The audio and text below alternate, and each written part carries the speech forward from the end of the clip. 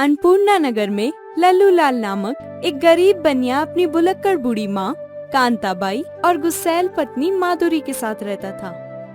लल्लू लाल के पूर्वज सदियों से उस गांव में राशन की दुकान चलाते थे। राशन ले लो, राशन ले लो। आटा, दाल, मसाला, बासमती राइस, बहुत ही कम है सबकी प्राइस। स्वादिष्ट खाने की पूरी करे आपकी ख्वाहिश। बीवी मुस्कुराते हुए बोले, my dear husband, what a choice. Ration ले लो, राशन ले लो।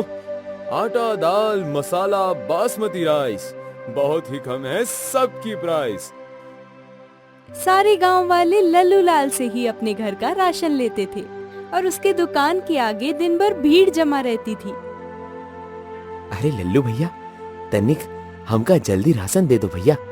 हम कब से ही भयंकर धूप में खड़ा बाटे। अगर थोड़ा और देर करबा तो हम यहाँ से सीधा स्वर्ग सिधार जाब। लल्लू लाल मशीन की तरह जल्दी जल्दी सामान पैक करके सबको हंसी खुशी विदा करता है और देर रात खूब ढेर सारा पैसा कमाकर अपने घर जाता है, जहाँ उसकी गुस्सैल पत्नी अपनी सास कांता के ऊपर जोर जोर से चिल्ला रही थी। मेरे गहने कहाँ हैं माँ जी, जो मेरी माँ ने आपको मेरी शादी में दिए थे? तुम कौन हो बेटी, और मुझसे अपनी माँ के गहने क्यों मांग रही हो? अरे मैं हूँ माधुरी, आपकी बहू। आप फिर भूल गए क्या? अच्छा, तुम मेरी बहू हो तो मेरा कोई बेटा भी जरूर होगा। उसका नाम दीक्षित होगा, माधुरी दीक्षित। देखो तो इन्हें अपने मतलब की चीज बराबर याद रहती है, लेकिन काम की चीज भूल जाती हैं। क्या हुआ सासू माँ, आप इतना परेशान क्यों हैं? अरे मैं आपकी सासू माँ बल्कि बहू, अरे मेरा मतलब है बहू हूँ। खैर वो सब छोड़िए, आप बताइए मेरे गहने कहाँ हैं? इसलिए मैं कहती थी कि उसे मुझे दे दीजिए, लेकिन आपने तो मेरी एक नहीं सुनी। कल मुझे अपनी माँ के घर जाना है, वो मुझे बिना गहनों के देखकर क्या बोलेंगी? मुझे जहाँ तक याद है, मैंने वो गहने तो तुम्हें ही अपने हाथों से पहनाए थे बहू, लेकिन तुम कह रही हो कि तुम्हें नहीं मिले। वो गहने मेरे पास भी नहीं है, फिर आखिरकार सारे गहने गए कहाँ? आपने मुझसे हकीकत में गहना लिया था और किसी सपने में मुझे पहनाया होगा, लेकिन जैसे मैंने हकीकत में आपको गहने दिए थे, वैसे ही मुझे मेरे गहने हकीकत में वापस चाहिए, नहीं तो बहुत बुरा होगा। आमरण अनशन करूंगी। हाँ, कह देती हूँ। ये आमरण अनशन क्या होता है बहू माँ?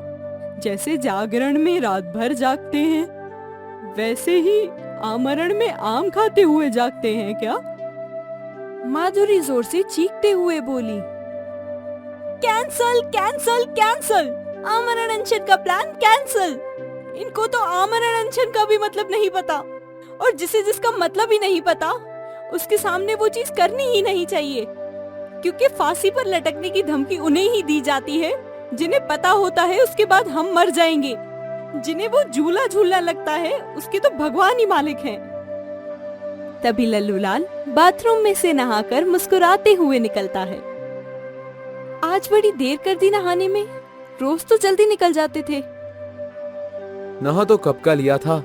वो बात यह है कि बाहर बहुत गिटपिट हो रही थी, इसलिए सोचा बाहर दो दो नलों का शोर सुनने से अच्छा है अंदर एक ही नल का शोर सुन लिया जाए। माधुरी इसके पहले कुछ बोलती, लल्लू लाल एक झोले में खाना भरकर वहाँ से 9-2-11 हो जाता है। भाग जा लल्लू, नहीं तो तुझे अपनी ही माँ के भुलक्कड़ पने की भरपाई करनी पड़ेगी और माधुरी को एक गहने की जगह 10 नए गहने खरीद के देने पड़ेंगे।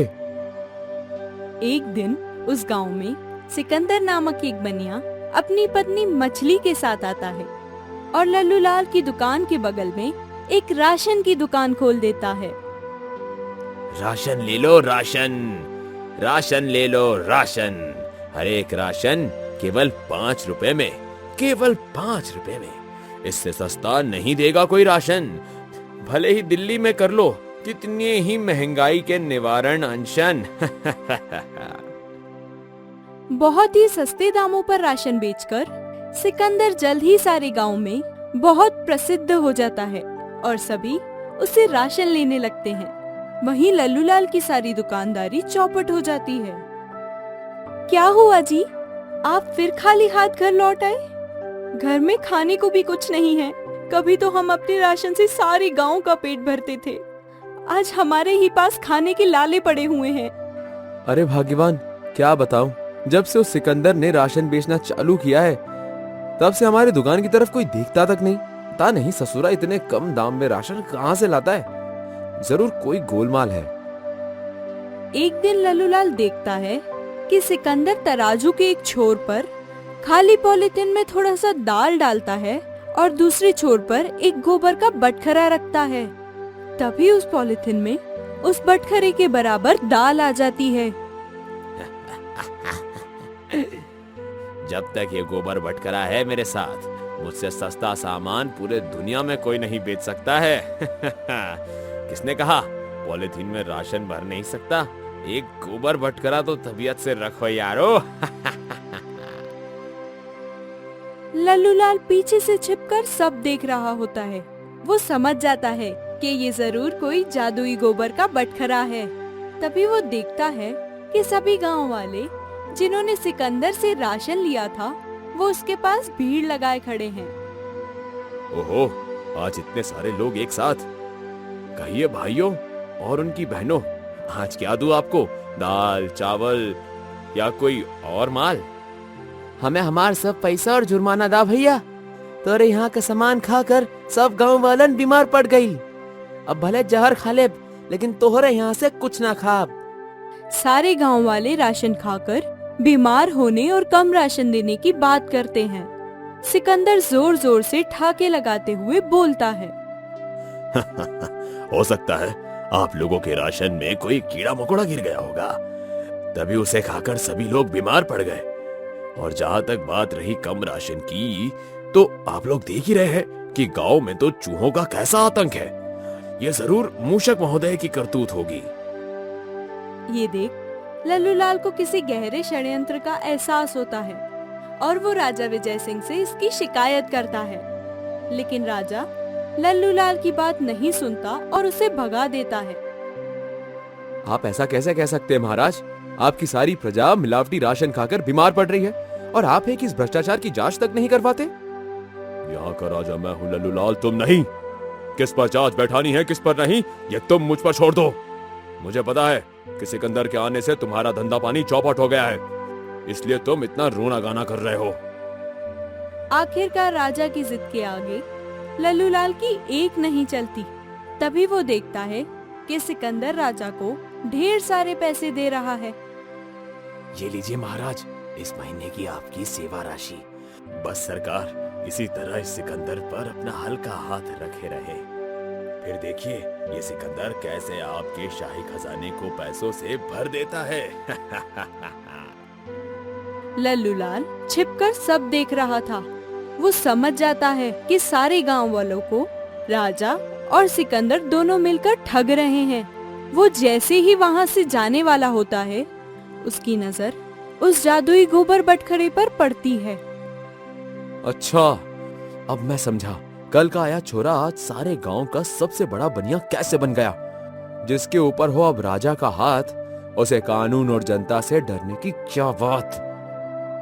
लल्लूलाल सारे गांव वालों को ये बात बताता है, लेकिन कोई भी उसका साथ नहीं देता, क्योंकि उन्हें लगता है कि लल्लूलाल सिकंदर से जलने के कारण ये सब कर रहा है।